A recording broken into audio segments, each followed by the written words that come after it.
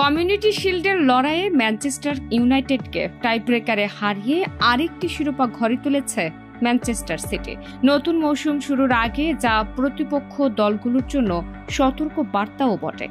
এর মধ্য দিয়ে সামনের মৌসুমেও সবকটি ট্রফিকে পাখির চোখ করার বার্তা দিয়ে দিল সিটি। তবে City coach Pep Guardiola Community Shield জয়ের পরও নিজেদের পুরোপুরি প্রস্তুত ভাবতে পারছেন না।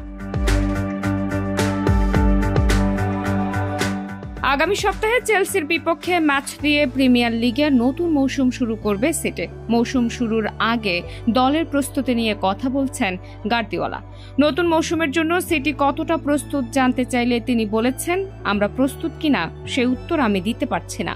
আমরা আজ হারতেও পারতাম। কয়েক মিনিট আগেও আমরা হারের কাছাকাছি ছিলাম, যে কারণে এখন অপেক্ষা করতে হবে। আমি আজ অনেক কিছু দেখেছি যা আমার ভালো লেগেছে। প্রথম ৩৫ মিনিট অসাধারণ ছিল।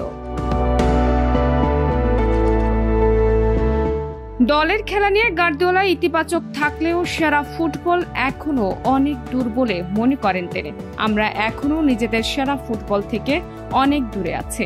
এটা স্বাভাবিক, এটাও অবশ্য ভালো যে আমরা একটি শিরোপা জিততে শুরু করতে পেরেছি। শিরোপা লড়াইয়ের ম্যাচে ৮২ মিনিটে আলেসান্দ্রো গার্নাচোর গোলে এগিয়ে যায় ম্যানচেস্টার ইউনাইটেড। ৮৯ মিনিটে গোল করে সিটিকে সমতায় ফেরান বের্নার্দো সিলভা।